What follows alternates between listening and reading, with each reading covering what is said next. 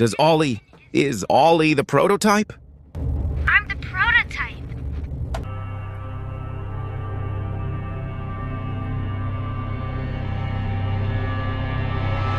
So guys, welcome back to the channel.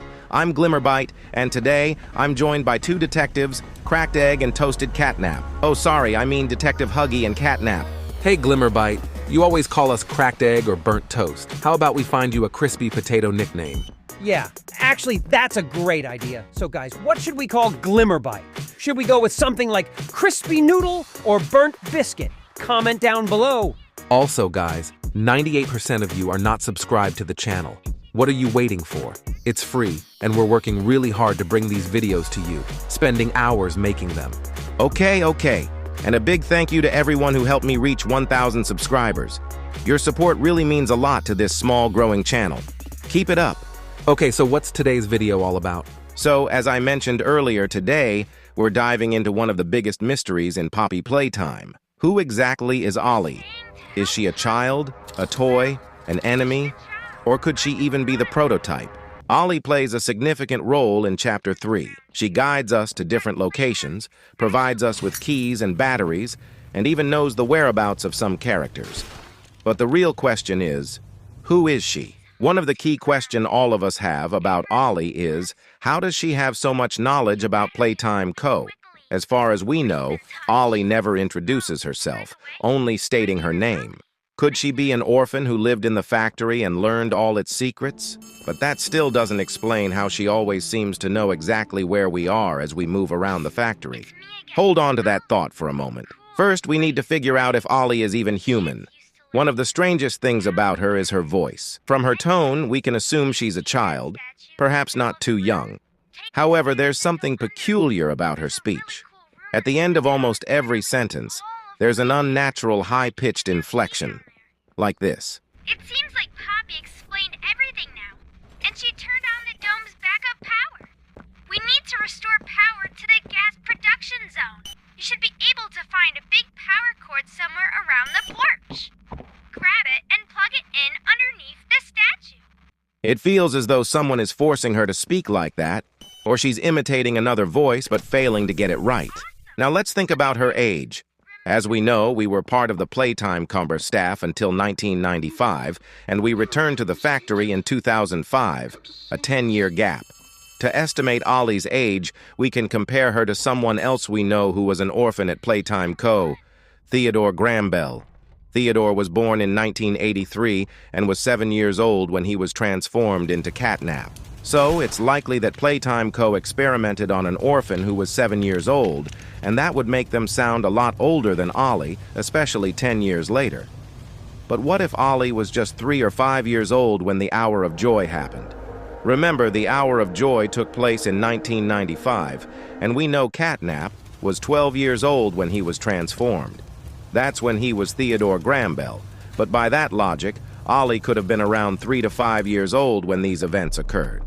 However, here's the catch. There's no way Ollie could have survived on her own. If she were that young, she wouldn't have been able to hide, communicate, or do anything at all. She wouldn't have found a way to survive in such a dangerous environment alone, let alone find a way to communicate with us. From all this, it's clear. Ollie was not part of the Hour of Joy, and most likely wasn't even an orphan from that time. So what does that tell us? It suggests that Ollie is not human. She might be something else entirely, and probably not even on our side. All right. Crispy GlimmerByte, you've been in the driver's seat long enough. Let me take the wheel for a bit. Yeah, let the cracked egg crack a few words about how he got cracked. Hey, Burnt Toast! Sorry guys, these two are just fools. I can't do anything about it. All right, GlimmerByte, let Detective Huggy take over for a moment. So, as we've uncovered some secrets about Ollie, let's dive into something very interesting, her dialogue.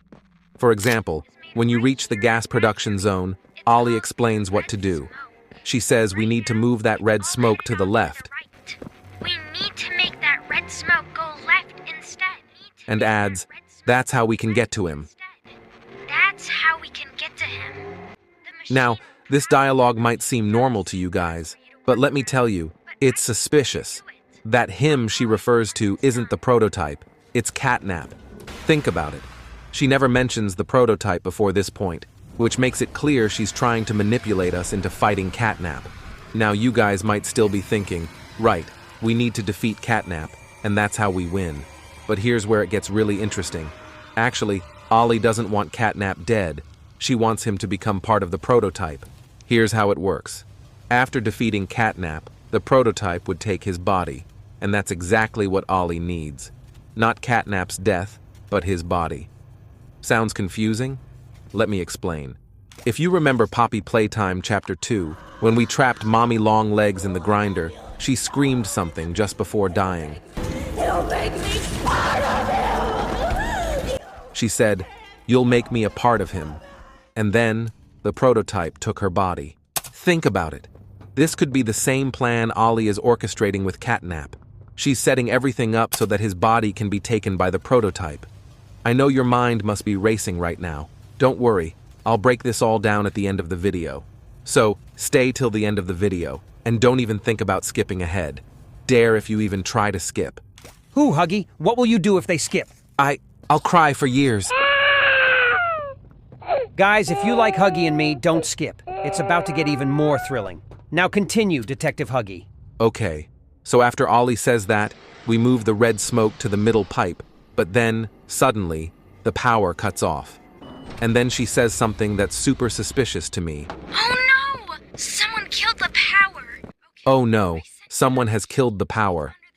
Right away, she sends another key and says, "It will be under the statue."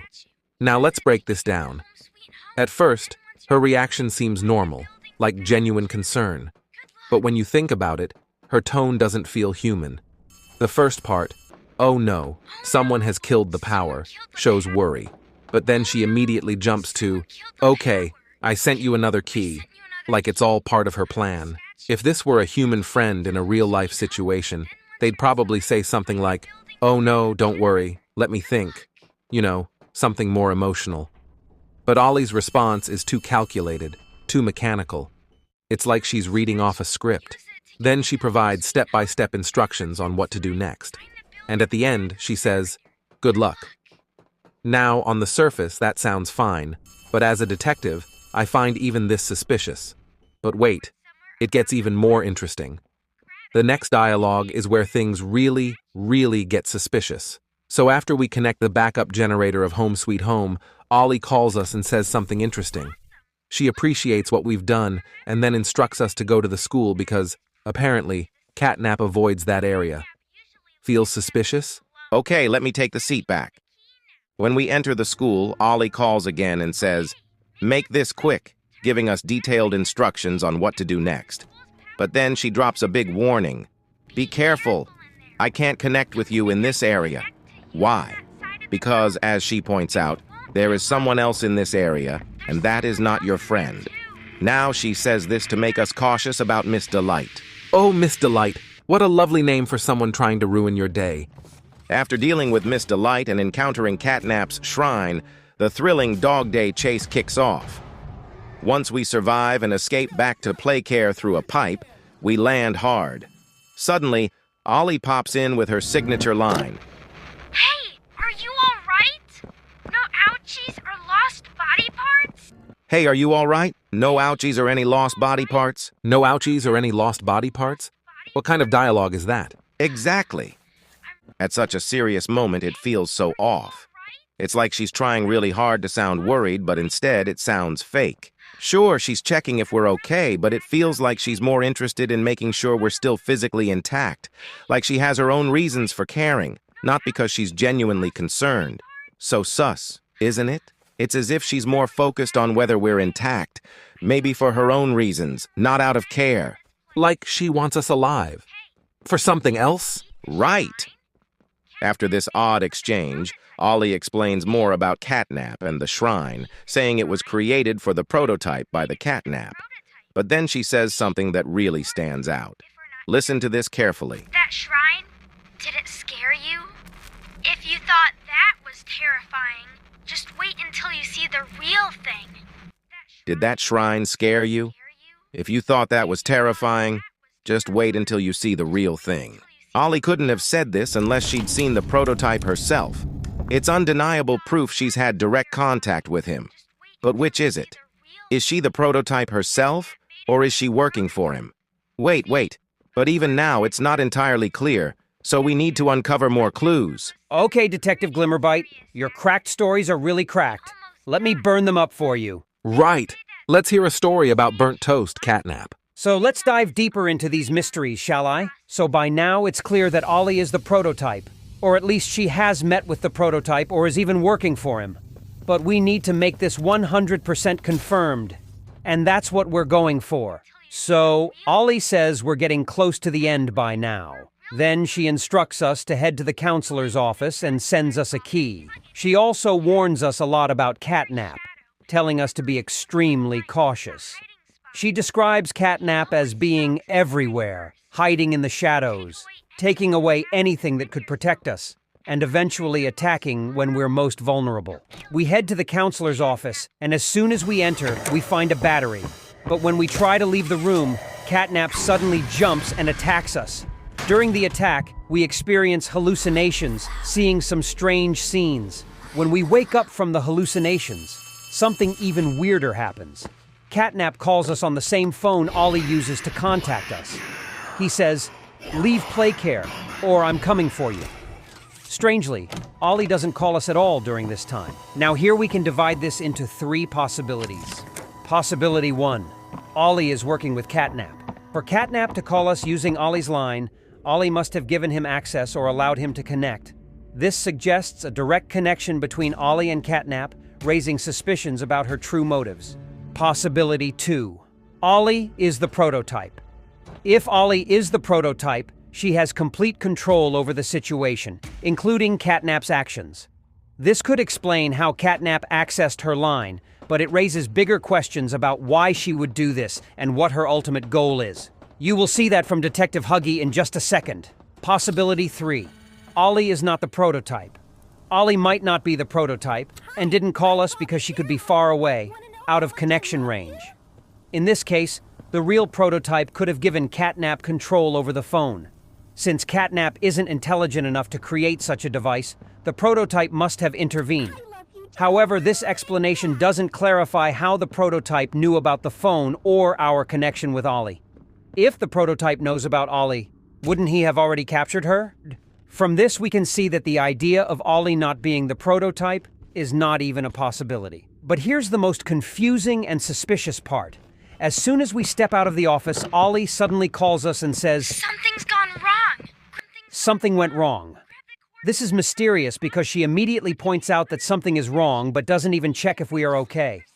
Instead, she directly talks about her plan, saying, "Connect the generator of the counselor's office to the statue," and emphasizing that we need to reach 100%. Her focus is entirely on her plan, showing no concern for us. Another odd thing is that after this, she completely stops mentioning Catnap. Not a single word about him. In this situation, we can divide the possibilities into 2. Prototype might have captured Ollie. This seems unlikely because if the prototype had captured Ollie, how would it be able to guide us or call us? It raises so many questions, like how the prototype even knew she was connected to us in the first place. This possibility doesn't hold much weight. Ollie is continuing her plan. This seems more plausible. She is so fixated on her plan that she might have forgotten to ask if we are okay. Her focus is entirely on reaching her goal, leaving no room for concern about Catnap or us. Okay, burnt toast, your burnt stories are over. Now let the cracker begin the party. Once we connect the generator of the counselor's office, Ollie calls us and says, "Okay, that will be enough power." She hands us a large battery and instructs us to take it to the gas production zone, saying, "So we can get out of here." Then, she leaves with a simple, "Good luck." This is an entirely weird and thrilling moment. Notice how she doesn't warn us to be careful of Catnap or show any concern for our safety. Her focus remains solely on her plan. As soon as we place the battery in its spot, Catnap suddenly appears, kicking the battery away and coming straight toward us. He unleashes red smoke, forcing us to get into a lift and go up. Finally, we reach the ultimate boss fight with Catnap.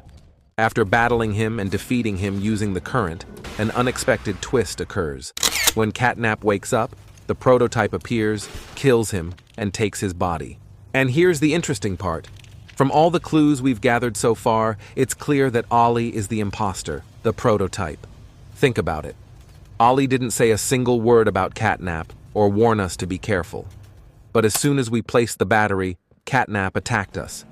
This implies it was all part of Ollie's plan. From my understanding, Ollie is actually the prototype, and here's why. Her plan was to make Catnap part of herself, a piece of the prototype. She guided us throughout because she wanted the factory repaired by our hands, ensuring all the generators were back online and the factory reset. By integrating Catnap, she gained more power, planning to use that power to kill us. After we defeated Catnap, Ollie never called us again for the rest of Chapter 3. Why? Because her goal was achieved.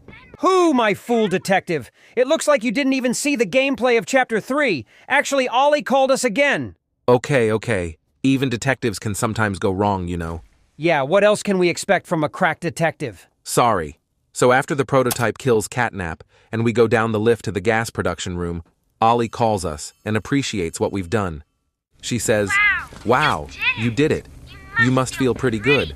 Then she adds, "With Catnap gone, you are one big step closer to the prototype.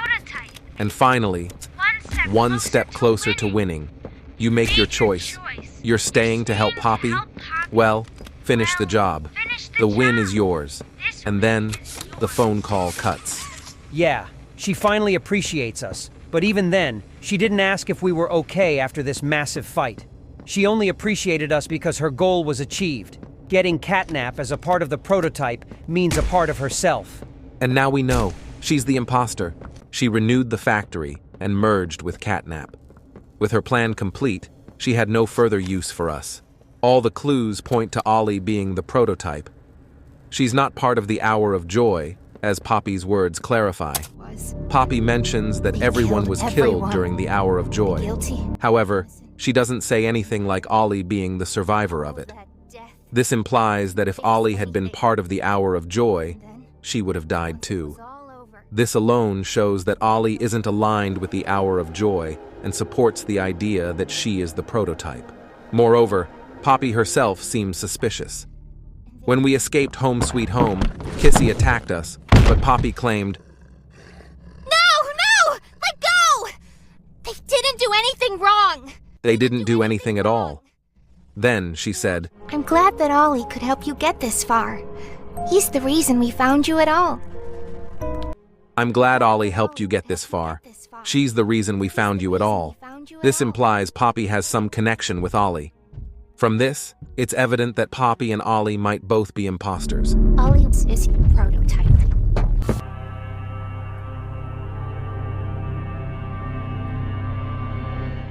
Whether Poppy is truly on our side or a dead devil will be explored in another video. For now, based on Ollie's voice, dialogue, phone call of Catnap, her knowledge of events, and her connection to the Hour of Joy, we can say with 100% certainty that Ollie is the prototype. In simple terms, how could Ollie stay in a place where she has control over all the cameras in the playcare and knows the backstories of toys like Catnap? All this proves that Ollie is the prototype. Okay, Cracker, your crack stories are good. But guys, if you're curious about me, Catnap, I didn't actually die in Poppy Playtime Chapter 3. We've got a full video explaining it. Click the iCard to watch, and we'll meet you there. Hey, it's my channel, not yours. Okay, guys, so here are today's detective evidences on Ollie being the prototype. So let me ask, whose explanation was better, mine, or the crack detective Huggies, or burnt detective Catnap's? Don't forget to comment. And also, don't forget to comment a crispy name for GlimmerByte. Guys, if you're curious about me, I survived the fall in Poppy Playtime Chapter 1. We've got a full video explaining that too. Check out the video on the end screen. Yeah, go and watch the video of a cracked egg. Hey, Catnap, stop there. Yeah, these fools are never going to change. So guys, hope you enjoyed our thrilling journey on Ollie being the prototype. Don't forget to like this video. And subscribe to the channel. And hit that bell icon too.